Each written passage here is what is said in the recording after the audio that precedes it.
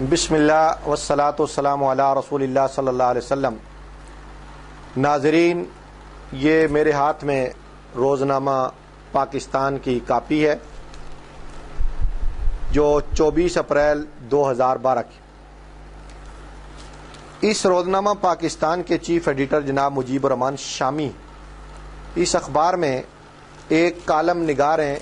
جن کا نام ہے نجم ولی خان۔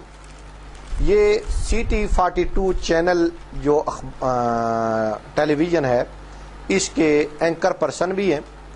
اور 2 دفعہ مجھے یہ اپنے پروگرام میں مدعو بھی کر چکے ہیں۔ گزشتہ رات یعنی 23 اپریل 2012 کو میں ٹی وی چینل CT42 پہ موجود تھا۔ جماعت اسلامی پاکستان کے ڈپٹی سیکرٹری جنرل جناب فرید پراچا موجود تھے اور محکمہ اوقاف کے سابق ڈائریکٹر طاہر رضا بخاری بھی موجود تھے اور یہ متکلم بھی وہاں موجود تھا۔ انہوں نے ہمیں اس مقصد کے لیے وہاں مدعو کیا تھا کہ مولوی کی شہرت خراب کیوں ہے، اس پر ہم اظہار خیال کریں۔ اس عنوان کا پس منظر یا اس دعوت کا مقصود اور مطلوب یہ تھا کہ ان حضرات سے اس بارے میں ویو لیے جائیں کہ یہ کیا کہتے ہیں، جبکہ ان صاحب نے مولوی انتقام لیتا رہے گا 24 اپریل 2012 کے اس شمارے میں صفحہ 2 پر ایک کالم بھی لکھ مارا۔ رات کی جو گفتگو ہے اس کو پھر کسی ٹائم پر اٹھا رکھتے ہیں، لیکن یہاں جو انہوں نے کالم لکھا اس پر میں آپ کو کچھ عرض کرنا چاہتا ہوں۔ پہلے تھوڑا سا سن لیں اس کے اقتباسات۔ جناب نجم ولی خان لکھتے ہیں کہ شاد باغ میں ایک قاری نے 12 سالہ بچے کو اتنا مارا کہ وہ مر ہی گیا،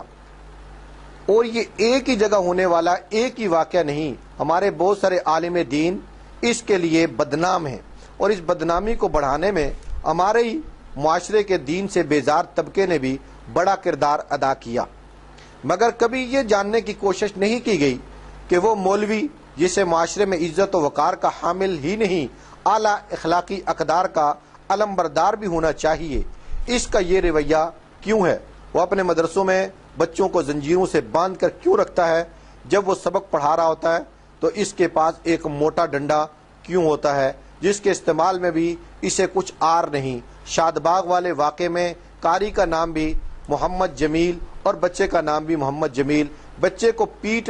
پیٹ میں ڈنڈے اور ٹھڈے مارے گئے اور وہ 12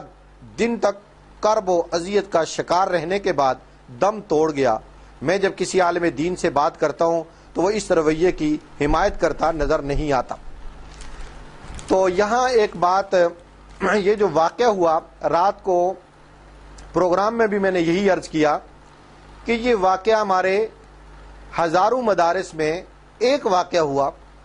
اور اس واقعے کو بھی ہم اپریشیٹ نہیں کرتے، تعریف کی نگاہ سے نہیں دیکھتے، بلکہ اس واقعہ کی جتنی بھی مذمت کی جائے اتنی تھوڑی ہے۔ لیکن دوسری طرف بات یہ ہے کہ واقعہ اتنا ہوا نہیں جتنا اس کو میڈیا نے بڑھا چڑھا کے پیش کیا، چونکہ میڈیا کو خبر میں سنسنی پیدا کرنے کے لیے یہ چیز لانا ضروری ہے کہ ایک معصوم بچہ، 13 سالہ بچہ، انجان بچہ، اس کے پیٹ میں ڈنڈے مارے جائیں، اس بچے کی پیٹھ پر درے مارے جائیں، اس بچے کو ٹھڈے مارے جائیں۔ بھلا ایک 13 سالہ بچہ ان چیزوں کا متحمل کیسے ہو سکتا ہے، جس کو ہمارے میڈیا کے لوگ اٹھا رہے ہیں اور دنیا بھر کے لوگوں کو ایک پروپیگنڈا ایندھن فراہم کر رہے ہیں کہ یہ کچھ ہمارے مدارس میں ہوتا ہے۔ اس کا پس منظر یہ ہے کہ کچھ عرصہ سے امریکی خفیہ ایجنسیاں اس بات کی تہ تک جا چکی ہیں کہ مدارس کی جڑیں عوام میں ہیں۔ مدارس کے بارے میں وہ کھل کر واضح کر چکے ہیں کہ دنیا بھر کی سب سے بڑی NGO، غیر سرکاری تنظیم، غیر سرکاری ادارہ، وہ یہ دینی مدارس ہیں جو 3 وقت طالب علموں کو کھانا کھلاتے ہیں فی سبیل اللہ، کوئی فیس ان سے وصول نہیں کرتے، اساتذہ پڑھاتے ہیں اور فری میں پڑھاتے ہیں، کوئی طالب علموں سے اس کا معاوضہ وصول نہیں کیا جاتا، طالب علموں کی ابتدائی ضروریات کو یہ مدارس پورا کرتے ہیں، کوئی چیز طالب علموں سے وصول نہیں کی جاتی۔ اسی طرح اگر کوئی طالب علم بیمار ہو جاتا ہے تو اس کے اخراجات بھی مدرسے والے لوگ برداشت کرتے ہیں، طالب علم سے کوئی معاوضہ نہیں لیا جاتا۔ اگر اس لوڈ شیڈنگ کے زمانے میں، جبکہ پورے ملک میں لوڈ شیڈنگ، بجلی کی بندش، گیس کی بندش کی پرابلم موجود ہے، اور ہر آدمی سر پیٹ کے رہ گیا کہ یا اللہ اس ملک کو کس کی نظر لگ گئی کہ یہ روشنیوں کا ملک، روشنیوں کا شہر، جس میں بجلی اپنی پیدا ہوتی ہے اور جس میں گیس اپنی پیدا ہوتی ہے، اس میں ان دونوں چیزوں کا بحران ہے۔ فیکٹریاں، کارخانے بند ہیں، صنعتی ادارے بند ہو چکے ہیں، ہر آدمی بحران کا شکار ہے، افراتفری ہے، واویلا ہے، شور شرابہ ہے، ہر طرف سے ایسی شور کی آوازیں اٹھ رہی ہیں کہ کانوں پڑی آواز سنائی نہیں دیتی۔ ایسے حالات میں مدارس طالب علم کی کفالت کرتے ہیں۔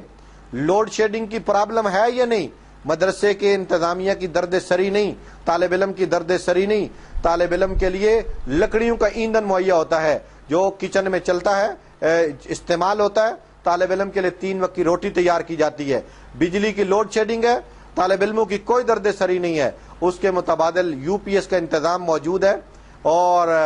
یہ ایسی مشینری موجود ہے کہ وہ طالب علموں کو جنریٹر کے ذریعے اور دوسرے ذرائع سے روشنی مہیا کرتے ہیں، جس سے وہ اپنی اسٹڈی کو مکمل کرتا ہے۔ تو جب پوری دنیا کے اسلام دشمنوں نے اور اسلام والوں کے خلاف پروپیگنڈا کرنے والوں نے یہ محسوس کر لیا کہ مدرسے پوری دنیا کی بڑی NGOs ہیں، اور ذرائع ابلاغ نے ان باتوں کو واضح کر دیا اور کھل کر بتا دیا، تو اب یہ لوگ ان کے خلاف پروپیگنڈا کرتے ہیں۔ جیسے نجم ولی خان صاحب نے یہ لکھا کہ مدرسوں میں طالب علموں کو زنجیروں سے باندھا جاتا۔ یہ کچھ عرصہ پہلے، چند ماہ پہلے کراچی کے ایک مدرسے کے بارے میں بات اڑائی گئی۔ بعد میں جب تحقیقات ہوئیں، خبریں نشر ہو چکی، پرنٹ میڈیا نے پرنٹ کر دیں، الیکٹرونک میڈیا نے نشر کر دیں، پوری دنیا میں پھیل گئیں۔ چند بچوں کو اور ان کے والدین کو لا کر ان سے بیانات اگلوا دیے کہ یہ دیکھو مدرسے والے کتنے ظالم ہیں، زنجیروں سے بچوں کو باندھ کے رکھا ہے، روٹی نہیں دیتے، کھانا نہیں دیتے، فلاں نہیں کرتے۔ یہ جب پروپیگنڈا پوری دنیا پہ پھیل چکا تو بعد میں صرف چند لمحوں کی خبریں چلنا شروع ہوئیں کہ جناب یہ مدرسہ نہیں تھا، یہ منشیات کا اڈا تھا، کہ یہاں منشیات والوں کو باندھ کے رکھا جاتا ہے کہ وہ منشیات نہ کریں اور اس طرح نشہ نہ کریں۔ ان کے والدین نے ان ادارے والوں کو کہا کہ ہم بچے کی ایکٹیویٹیز سے، سرگرمی سے بہت تنگ ہیں، آپ اس کو کسی طرح قابو کر کے دیں۔ تو وہ منشیات کے مرکز کو بھی مدرسے کے کھاتے میں ڈال دیا۔ اس کی مثال آپ یوں ہی سمجھیں، میڈیا کس طرح زہریلا پروپیگنڈا کرتا ہے، اور یہ یہود و نصارہ کے پیرول پہ سارا کام میڈیا کرتا ہے اور یہود و نصارہ کے ایما پہ کرتا ہے۔ جس طرح سوات میں مجاہدین نے اپنے مطالبات منوا لیے، اسلامی قانون کے نفاذ کی بات کر لی، سوات کو اسلامی ریاست ڈکلیئر کرنے کا معاہدہ ہو گیا، امن و امان کا معاہدہ ہو گیا، تو اچانک ہی ایک ایسے ٹیلی ویژن چینل نے جس کا نام ہے جیو چینل، اور جیو بعض لوگ یہ کہتے ہیں، میں تو نہیں کہتا،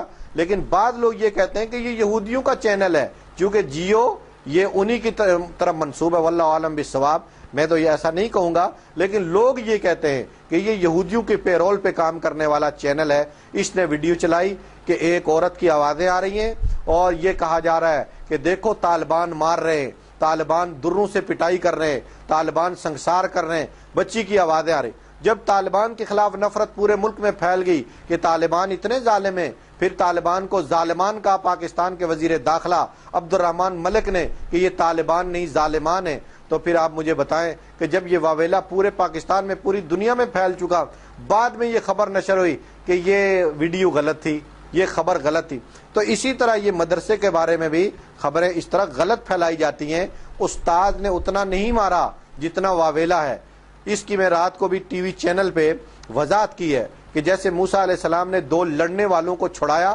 تو اب ایک آگے بڑھ کر دوسرے کو مارنے لگا، تو موسیٰ علیہ السلام نے اس کو چپت رسید کر دی، تو قرآن کہتا فَوَقَذَهُ مُوسَىٰ فَقَضَىٰ عَلَيْهِ، موسیٰ علیہ السلام نے اس کو مکہ مارا، یہ چپت رسید کی تو اس کی قضا واقع ہو گئی۔ معلوم یہ ہوا کہ اس کی تقدیر میں یہ لکھا ہوا تھا کہ اس کو اسی چپت سے مرنا ہے، اس کو اسی طرح مرنا ہے۔ تو اب یہ تقدیر کا معاملہ تھا، قاری صاحب نے ڈنڈا لگایا یا تھپڑ لگایا، اس بچے کی موت اسی طرح لکھی تھی، لیکن جس طرح انہوں نے کہا اور جس طرح یہ پھیلا رہے کہ اتنے ڈنڈے مارے کہ پیٹ پہ مروڑ اٹھے، ہسپتال میں 12 دن رہا، جاں بر نہ ہوا، ہلاک ہو گیا، یہ ساری چیزیں پروپیگنڈے کا حصہ ہیں اور یہ ایک اعصابی جنگ مسلط کرنے کی کوشش کی جا رہی ہے، اور ان لوگوں کو جو مدارس کے ساتھ محبت اور پیار والا معاملہ رکھتے ہیں یہ ان کو مدارس سے دور کرنے کی سوچی سمجھی سازش اور سکیم ہے۔ دوسری بات جو نجم ولی خان صاحب نے یہاں جامعہ نعیمیہ کے محتمم سابق جناب سرفراز نعیمی کے مرڈر کے بارے میں لکھی کہ ان کو مدرسے کے طالب علموں نے آ کے شہید کیا، اس پر یہ کیوں نہیں لکھتے واضح طور پر کہ سرفراز نعیمی کی شرافت کا ذکر آپ کرتے ہیں، سرفراز نعیمی کی شریفانہ گفتگو کا آپ ذکر کرتے ہیں، اس کے مدرسے کا آپ ذکر کرتے ہیں، لیکن سرفراز نعیمی اور ان کے ہم نواؤں حاجی فضل کریم اور ان کے ساتھ تعلق رکھنے والے لوگوں نے 2009 میں امریکہ سے 37 لاکھ روپے لیے۔ اب یہ کیا رقم ہے؟ گندگی کا ڈھیر ان لوگوں نے لیا۔ یہ نام اہل سنت والجماعت کا لیتے ہیں، سرفراز نعیمی یہ اہل سنت والجماعت کے چمپئن بنے ہوئے تھے، یہ حاجی فضل کریم اپنے زبان پر اہل سنت والجماعت کا نام لاتا ہے کہ میں ان کا ترجمان ہوں، سنی اطاعت کونسل کے نام پر جتنی بھی سنی جماعتیں ان کو اکٹھا کر رکھا ہے۔ لیکن مجھے بتائیں یہ کون سے نبی کی سنت ہے کہ یہودیوں سے پیسہ لے کر مسلمانوں کے خلاف پروپیگنڈا کرو؟ یہ کس نبی کی تعلیم ہے کہ مسلمانوں کے خلاف یہود و نصارہ سے پیسے لے کر واویلا کرو؟ جہاد کے خلاف تم زہر اگلو۔ حاجی فضل کریم اور ڈاکٹر سرفراز نعیمی جہاد کے خلاف جو دل میں آئے وہ کہتے رہیں، امیر المومنین ملا محمد عمر مجاہد کے خلاف جو ان کی طبیعت چاہے وہ کہتی رہے، طالبان کے خلاف جو چاہیں کہتے رہیں۔ بھائی طالبان نے کسی مسلمان کے ساتھ زیادتی کی؟ طالبان تو عرصہ 10 سال سے یہودیوں کے خلاف برسر پیکار ہیں، 40 چوروں کے اتحاد کے خلاف برسر پیکار ہیں۔ چاہیے تو یہ تھا کہ یہ طالبان کی پشت پہ آتے، چاہیے تو یہ تھا کہ یہ طالبان کے حق میں بات کرتے، مگر ڈاکٹر سرفراز نعیمی نے بھی زہر اگلا طالبان کے خلاف، ڈاکٹر سرفراز نعیمی نے زہر اگلا امیر المومنین ملا عمر مجاہد کے خلاف، اور حاجی فضل کریم کے ایما پر پیسے لیے انہوں نے $37 لاکھ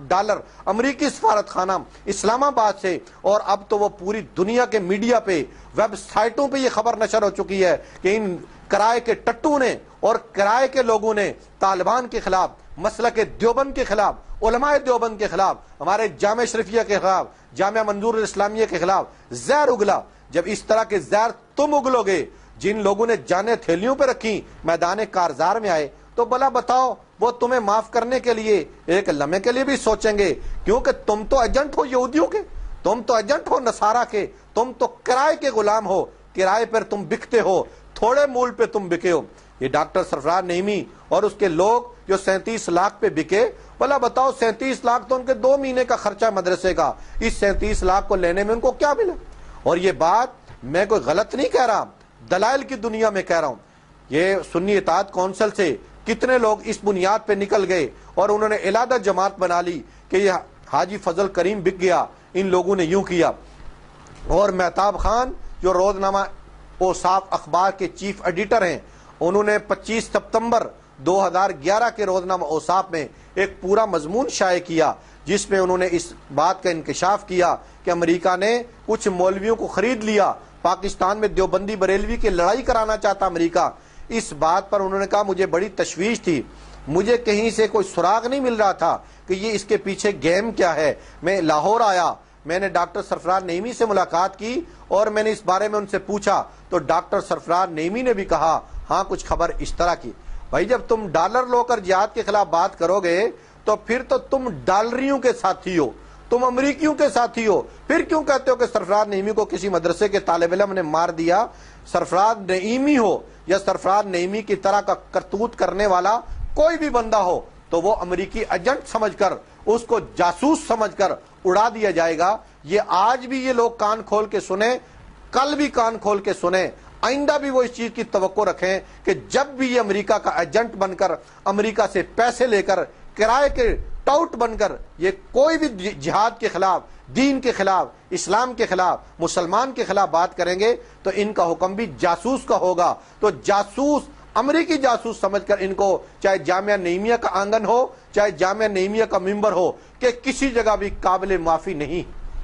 تو یہ صاحب کہہ رہے ہیں کہ مدرسے کے طالب علموں نے ان کو مار دیا۔ یہ جامعہ نعیمیہ کے طالب علموں نے اس وقت بھی مجھ سے سوال کیا تھا جب روزنامہ نئی بات نے حضرت عمر رضی اللہ تعالیٰ کا طرز حکمرانی کے لیے عنوان پر مجھے دعوت دی تھی یہاں قذافی اسٹیڈیم کے پاس پنجابی کمپلیکس میں، تو وہاں پھر میں نے ان کو جواب اس بات کا نہیں دیا تھا، لیکن جامعہ نعیمیہ کے طالب علم اور جامعہ نعیمیہ کے ڈاکٹر راغب نعیمی جو ڈاکٹر سرفراز نعیمی کے بیٹے تھے، انہوں نے شاید میری اس بات کو محسوس کیا ہوگا کہ میں نے بھی وہاں کھل کر جہاد کا ذکر کیا، کھل کر طالبان کا ذکر کیا، کھل کر ملا عمر کا ذکر کیا، کھل کر مجاہدین کا ذکر کیا. لیکن اے افسوس کہ نہ ڈاکٹر سرفراز نعیمی کبھی طالبان کا حمایتی تھا، نہ مجاہدین کا حمایتی تھا، اور نہ ڈاکٹر سرفراز نعیمی کا بیٹا کبھی اس چیز کی حمایت کر رہا ہے. تو ایسے لوگ قابل معافی اس معنی میں نہیں، ان کا چہرہ لوگوں کے سامنے واضح کرنا بڑا ضروری ہے کہ یہ لوگ اہل سنت کا نام لے کر، دین کا نام لے کر یہ دین میں تفرقہ پیدا کر رہے ہیں، اور حق اور سچ کی بات ان کی زبان پر نہیں آتی. آگے یہ جناب نجم ولی خان صاحب ایک بات اور لکھتے ہیں، کہتے ہیں کہ کیا یہ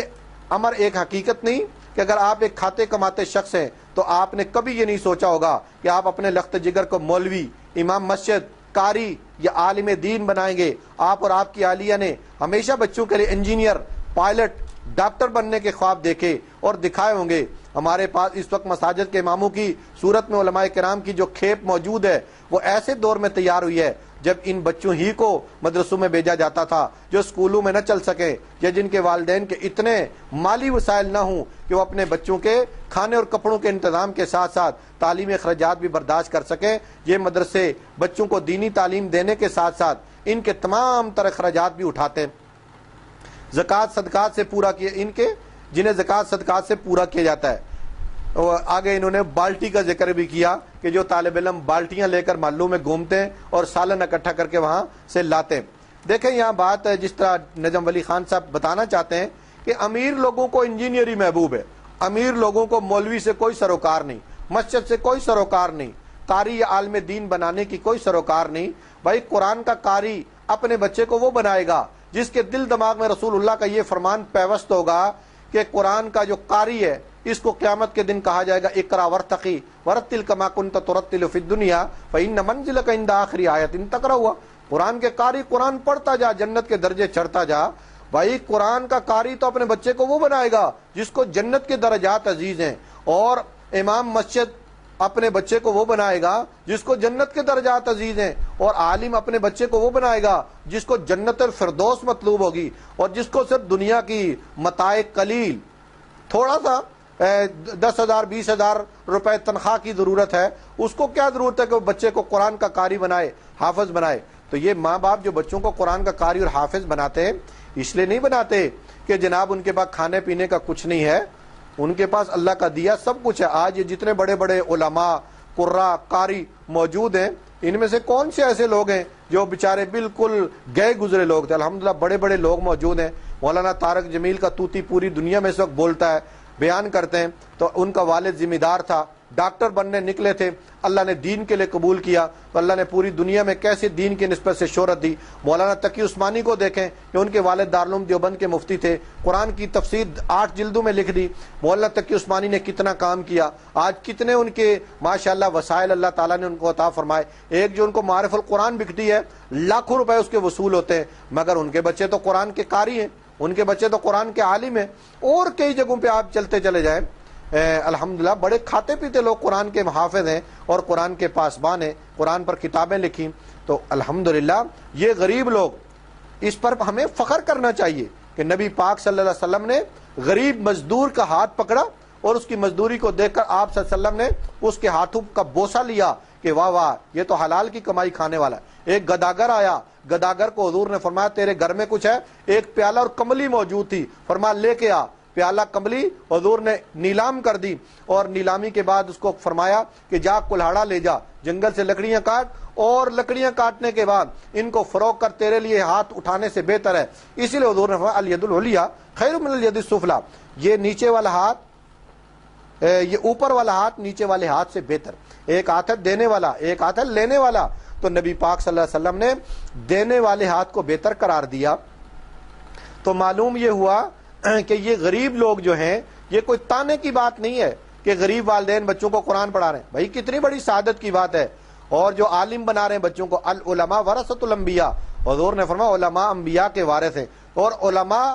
لم یورثوا درہما ولا دینارا، حضور نے فرمایا یہ درہم دینار وراثت میں نہیں چھوڑتے، ان کی وراثت تو علم ہے۔ علماء الحمدللہ اس وراثت کو سنبھالے ہوئے ہیں، اور آپ نے دیکھا ہوگا یہ 2000 اور 8000 کی بات بھی اس کالم میں انہوں نے کی کہ 2000 تنخواہ 7000 تنخواہ بالٹیاں لے کر یہ جاتے ہیں اور ان کو سالن ملتا ہے۔ بھائی یہ باتیں سالن بالٹیوں والی یہ دور گزر چکا ہے جب انسانی اقدار موجود تھی۔ اب جب نجم ولی خان صاحب جیسے لوگ، میڈیا کے لوگ جب اس غربت کو تانا بنا دے، حالانکہ غریبی اور امیری تو یہ صرف ایک اللہ کے ہاتھ میں ہے۔ قرآن کہتا ہے نحن قسمنا بینہم معیشتہم، ہم نے ان کی معیشت کو تقسیم کر دیا، کسی کو گداگر بنا دیا، کسی کو ککھ پتی بنا دیا، کسی کو لکھ پتی بنا دیا، کسی کو کروڑ پتی بنا دیا۔ یہ تو اللہ کی تقسیم ہے، اس میں کسی انسان کا اپنا کوئی عمل دخل نہیں ہے۔ جس طرح یہ لوگ کرتے ہیں کہ رات کو بھی میں نے ذکر کیا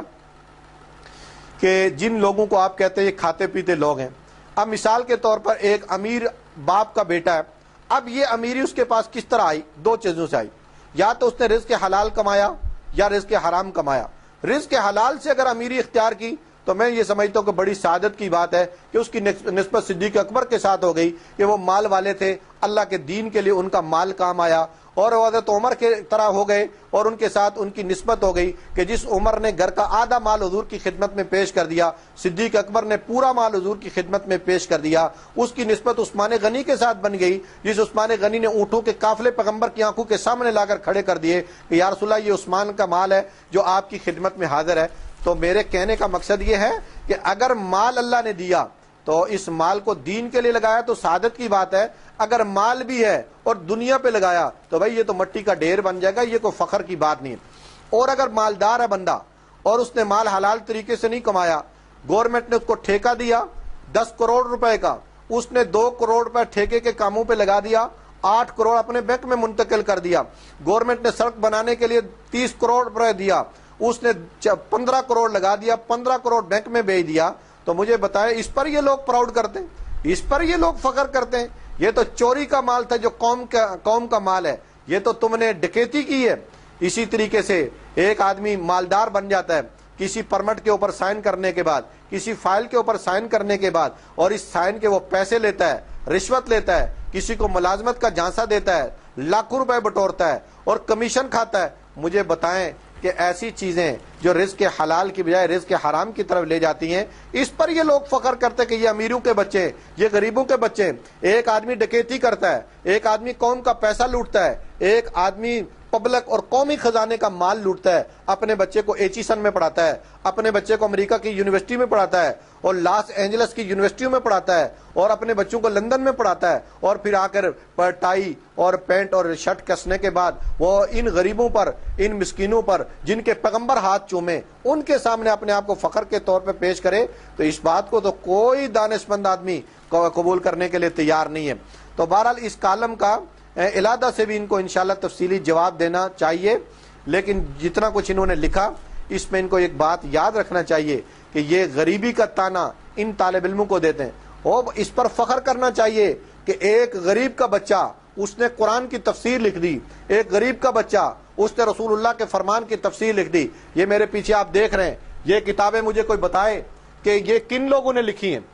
یہ کوئی بتائے کہ کس امیر آدمی نے لکھی ہے اور کس مالدار آدمی نے لکھی۔ یہ میرے سامنے یہ مسند احمد بن حنبل، یہ حدیث کی کتاب ہے، اس کا ترجمہ کس نے کیا؟ یہ عمدۃ البیان دیکھیں، مضامین قرآن، مظاہر حق، یہ کتنی سیرت کی کتابیں آپ ان کو دیکھ رہے ہیں، یہ کن لوگوں نے لکھی؟ یہ ان غریب لوگوں کے بچوں نے لکھی ہیں جن کو آپ غریبی کا تانا دیتے ہیں۔ اور یہ کوئی قابل تانا بات نہیں، یہ تو قابل فخر بات ہے کہ کسی کا پیسہ نہیں چھینا اور کسی کے گھر میں ڈکیتی نہیں کی، بینک نہیں لوٹا، کسی کو دھوکہ نہیں دیا، فراڈ نہیں کیا، کسی کو 2 نمبر مال نہیں دیا۔ اگر حق اور حلال کی چیز پر ایک بچہ تیار ہوتا ہے تو اس پر تو پوری قوم کو فخر کرنا چاہیے، نہ یہ کہ جناب ان کو تانا دے کہ یہ غریب ماں باپ کے بچے ہیں۔ اور اللہ کے بندو، غریب ماں باپ کے بچوں کی یہ محنت آپ کے سامنے، ابھی تو میں اپنی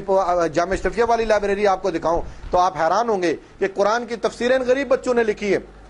اور ان سادہ منش لوگوں نے لکھی ہیں۔ معارف القرآن مولانا محمد ادریس کاندھلوی نے 8 جلدوں میں لکھ دی، مولانا مفتی محمد شفیع نے 8 جلدوں میں قرآن کی تفسیر لکھی، مولانا ابوالکلام آزاد نے ترجمان القرآن لکھ دی۔ اس طرح بہت سارے لوگوں کا میں ذکر کروں، احمد علی لاہوری رحمۃ اللہ، کون سے مالدار آدمی تھے، غریب آدمی، قرآن کا ترجمہ لکھ دیا. اور شبیر احمد عثمانی کون سے مالدار آدمی تھے, انہوں نے قرآن کی تفسیر لکھ دی. مولانا محمود الحسن دیوبندی رحمۃ اللہ غریب آدمی تھے, قرآن کا ترجمہ لکھ. اللہ کے بندے, یہ وہ چیزیں جو آج تک کاؤنٹ ہوتی ہیں, آج تک ان کے ان خدمات پر دنیا ان کو سلام عقیدت پیش کرتی ہے. اور ہمارے وہ لوگ جیسے وزیر داخلہ پاکستان عبد الرحمان ملک, یہ کھولے آپ نٹ اور یوٹیوب دیکھیں, رحمان ملک سورت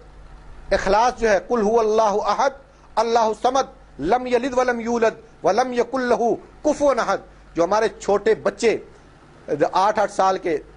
10 سال کے بچے جن کو پورا قرآن زبانی یاد ہے,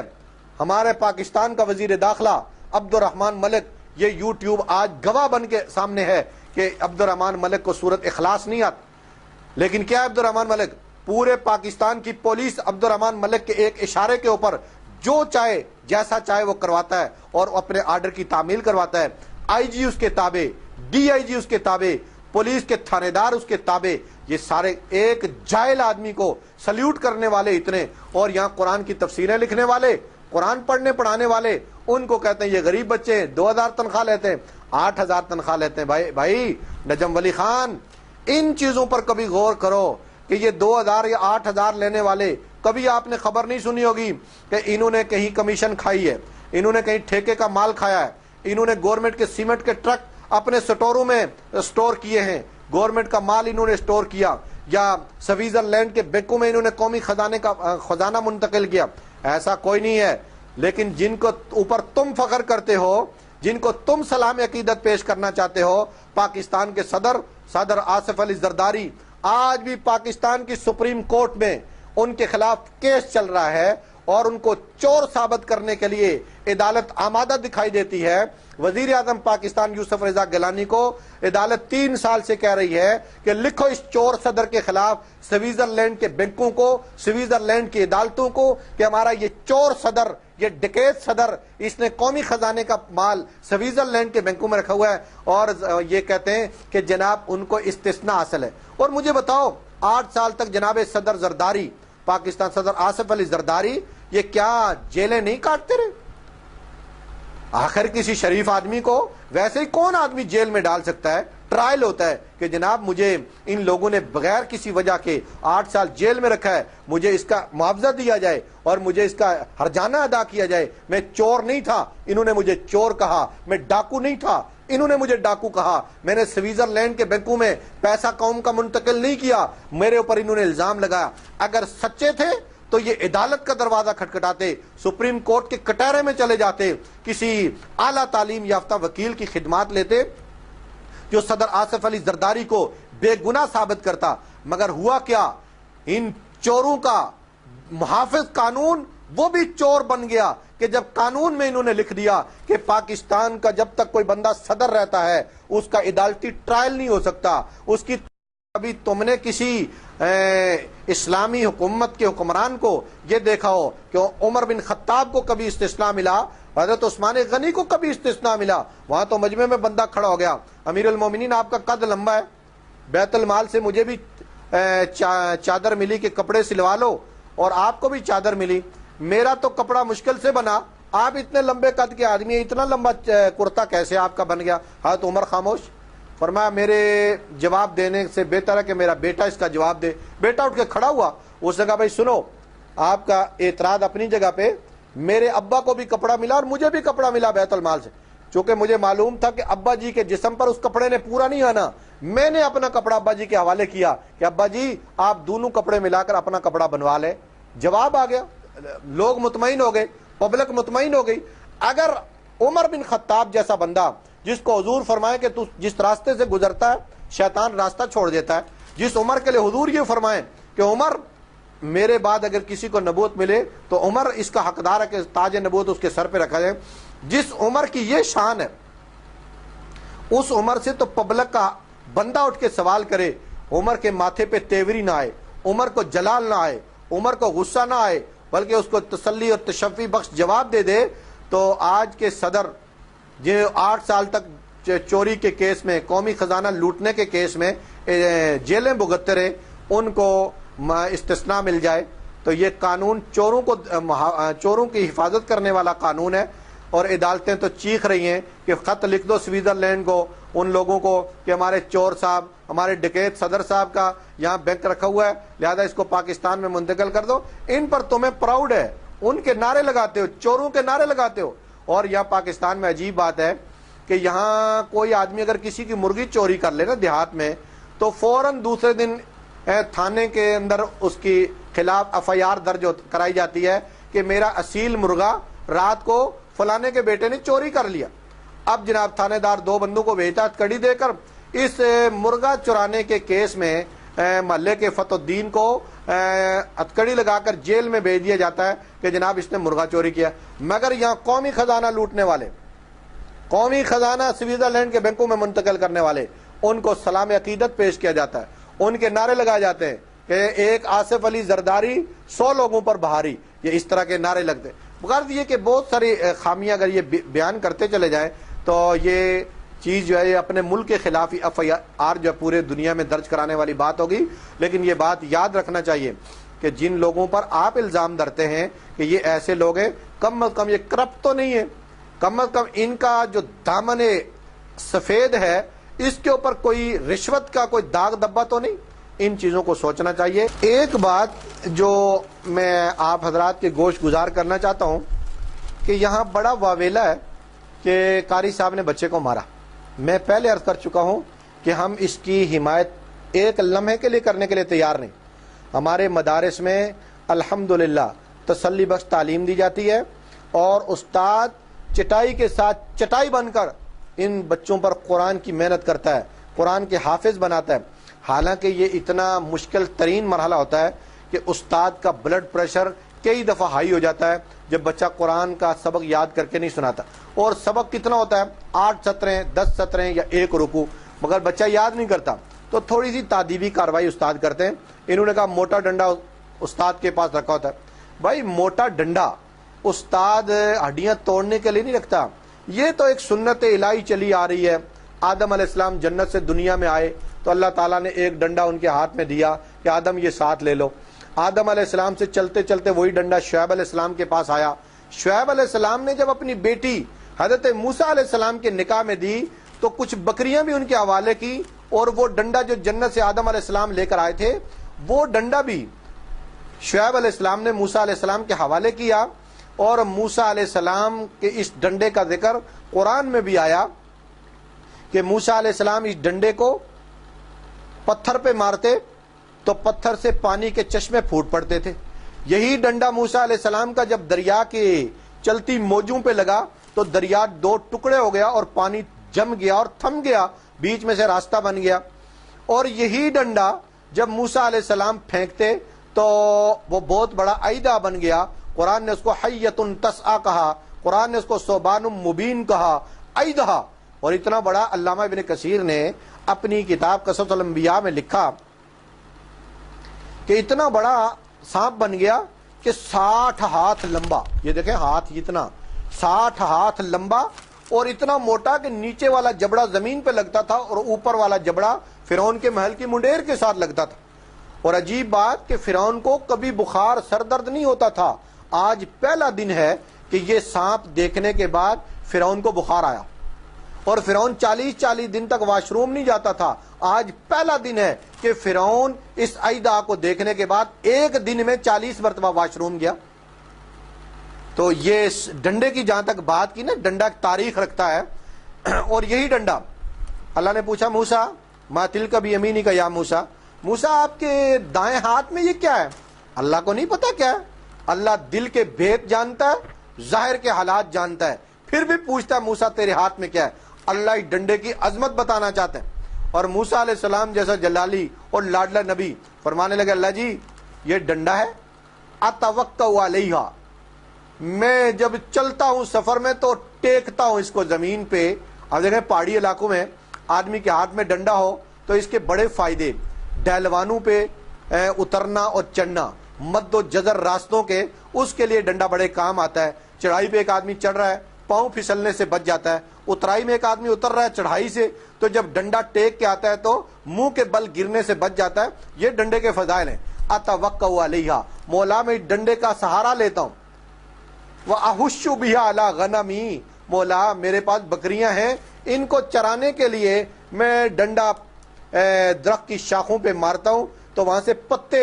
نیچے گرتے ہیں، تو اے مولا وہ پتے ان بکریوں کو کھلاتا ہوں، تیری بے زبان مخلوق ہے، میں تیری بے زبان مخلوق کی خدمت کرتا ہوں۔ اور پھر ڈنڈے کے باقی مستور، غیر مستور، مستور اور مکشوف سارے فضائل اس ایک جملے میں موسیٰ علیہ السلام نے بند کیے، وَلِيَ فِيهَا مَعَارِبُ اُخْرَىٰ، مولا اس ڈنڈے سے اور بھی بڑے بڑے کام لیتا ہوں۔ تو معلوم یہ ہوا کہ ڈنڈا، یہ جنہوں نے ڈنڈے کی یہ تنقید ڈنڈے پہ کر رہے ہیں، ڈنڈا فی نفسی ہی کوئی مذمت کی چیز نہیں ہے۔ رسول اللہ صلی اللہ علیہ وسلم کے پاس جو ڈنڈا ہوتا تھا اس کو میجن کا لفظ دیا گیا، عصا کا لفظ دیا گیا، حضور پاک صلی اللہ علیہ وسلم استعمال کرتے تھے، اور کتاب سیرت کی، دینی کے اور اسوہ حسنہ کی کتابوں میں لاٹھی کا استعمال یہ نبی پاک صلی اللہ علیہ وسلم کی سنت قرار دیا گیا کہ سنت کے طور پر اس کو استعمال کریں۔ تو استادوں کے پاس ڈنڈا یہ ہڈیاں توڑنے کے لیے، اور جس طرح انہوں نے لکھا جناب کہ ہڈیاں ہماری اور کھال تمہاری، اور والدین یہ کہتے تھے استادوں کو، اور بھائی والدین کہتے تھے، استاد نے تو کبھی یہ جملہ نہیں بولا کہ بچہ تم لائے ہو لہذا اب بچے کی ہڈیاں بوری میں ڈال کے، ٹوکری میں ڈال کے لے جانا، اور یہ کھال ہم استعمال کریں گے اور کڑائی میں پکا کے تل کے کھائیں گے۔ کبھی استاد کا کوئی جملہ دکھاؤ نا کہ استاد نے یہ کہا کہ ہم اس کی ہڈیاں تمہارے حوالے کریں گے اور بوٹیاں خود چچوڑ جائیں گے۔ استاد کا کبھی یہ دعویٰ نہیں رہا۔ استاد تو باپ ہوتا ہے، جس طرح گھر میں بچے کی تربیت میں ماں کا بڑا عمل دخل ہوتا ہے، اور مدرسے کی گود میں استاد کا بڑا عمل دخل ہوتا ہے۔ مجھے بتاؤ یہ کتنے لوگ بڑے بڑے عہدوں منصبوں پہ ہیں، ان پر ماں باپ نے محنت کی یا اساتذہ نے محنت کی؟ تو اساتذہ کے خلاف اس طرح کا زہریلا پروپیگنڈا جناب نجم ولی خان صاحب یہ زیبا نہیں دیتا مجھے اور آپ کو، اور آپ تو بڑے شریف آدمی ہیں، لیکن یہ آپ شہر 11 میں جو کچھ کر رہے ہیں اور اپنے چینل میں آپ نے جو کچھ ارشادات فرمائے یہ ادھار رہا۔ انشاءاللہ ہم اس کو آپ کو تفصیلی جواب دیں گے، لیکن بہرحال جو آپ نے سٹارٹنگ پوائنٹ میں جو ایشو اٹھایا، دیکھیں یہ اخبار روزنامہ پاکستان آج 24 اپریل کا ہی ہے، اور یہ خبر بھی آپ اس کی ملاحظہ فرمائیے۔ یہ لاہور کے 14,000 سرکاری سکولوں میں اساتذہ کا بچوں پر تشدد جاری۔ ننکانہ، شیخوپورہ، قصور، اوکاڑہ، ساہیوال، باولپور، خانیوال، سیالکوٹ سمیت دیگر اضلاع میں بھی بچوں پر تشدد کے واقعات میں اضافہ۔ مانیٹرنگ ٹیموں کی سخت چیکنگ کے باوجود تشدد ختم نہیں ہو سکا۔ وزیر اعلیٰ نے ای ڈی اوز کو ذمہ دار قرار دیا، تحقیقاتی کمیٹی قائم کر دی۔ یہ لاہور لیاقت کھرل کی رپورٹ ہے، آپ یہ دیکھ لیں، یہ 3 کالمی خبر ہے، اور یہ صفحہ آخر میں لگی ہوئی ہے، جہاں آتے آتے قاری کی طبیعت بھی تھک جاتی ہے، اور جو بچوں کو مارنے والی خبر تھی وہ یہاں لگی ہوئی تھی۔ یہاں سے آپ ان کا دو رخا انداز دیکھ لیجئے کہ اگر سکول کے استاد مار دیں، تشدد کریں، بلکہ وہاں تو جانبین سے تشدد ہوتا ہے۔ اگر استاد نے پٹائی کر دی سکول کے طالب علم کی، تو سکول کا طالب علم اگلے دن پلان کے ساتھ آتا ہے، اور استاد جی جس راستے سے گزر رہے ہوتے ہیں ان کی پیٹھ کے اوپر گندے انڈے برساتا ہے، گندے ٹماٹر برساتا ہے، اور کہیں داڑھ کے نیچے استاد صاحب آ جائیں تو استاد صاحب کی مرمت بھی سکول کالج کا طالب علم کرتا ہے، جبکہ مدرسے کا طالب علم وہ استاد کے سامنے تحیات کی شکل میں بیٹھتا ہے، 2 زانوؤں کے بیٹھتا ہے، ادب کے ساتھ بیٹھتا ہے، سر جھکا کے بیٹھتا ہے، ادب کی نیت سے بیٹھتا ہے، فیض حاصل کرنے کی نیت سے بیٹھتا ہے، اس لیے کہ استاد کی نسبت رسول اللہ کے ساتھ ہے۔ حضور نے فرمایا بعثت معلما، بھائی میں تو استاد بنا کے بھیجا گیا ہوں۔ اور پھر قرآن کی یہ آیت تو دیکھو نا، والذی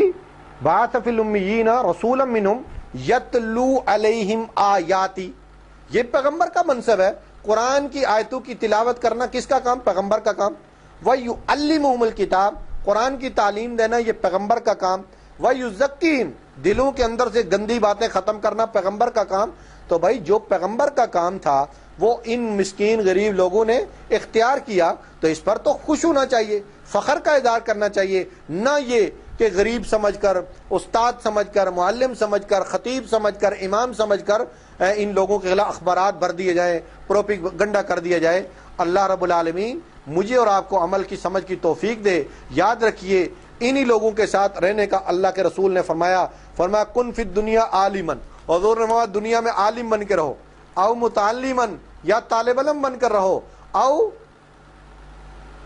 ایک اور بات ہے عالمن او متعلمن او مستمیعن یا ان کو سننے والا بن کے رہو، ولا تکن رابعہ چوتھا نہ بنو، فتہلک ہلاک کر دیے جاؤ گے اگر تم چوتھا بنے، ان کے مخالف بنے، ان کے دشمن بنے، کیونکہ ان کا جو کام ہے وہ اپنی ذات کی پروڈکشن کا تان نہیں ہے، ان کا جو کام ہے وہ دین کی پروڈکشن ہے، دین کو انٹروڈیوس کرانا ہے، دین دلوں میں اتارنا ہے۔ تو اس لیے نجم علی خان میری آپ سے درخواست یہ ہے کہ آپ اپنے اس کالم پر نظر ثانی فرمائیے، اور جس طرح آپ نے یہ کالم ان لوگوں کے خلاف لکھا، آپ ان لوگوں کے مدح و ستائش اور فضائل حقائق میں ہماری بات سن کر نہیں بلکہ حقائق کی دنیا کو دیکھ کر آپ ملاحظہ فرمائیں۔ اردو بازار کا صرف ایک دن آپ وزٹ کریں تو آپ کو معلوم ہو جائے گا کہ یہ جن کو آپ غریبی کا تانا دیتے ہیں، فقیری کا تانا دیتے ہیں، 2000 روپے 7000 روپے تنخواہ کا تانا دیتے ہیں، اور بالٹیاں اٹھا کر محلوں سے سالانہ اکٹھے کرنے کا تانا دیتے ہیں، جن کو زکوٰۃ صدقات کھانے کا تانا دیتے ہیں،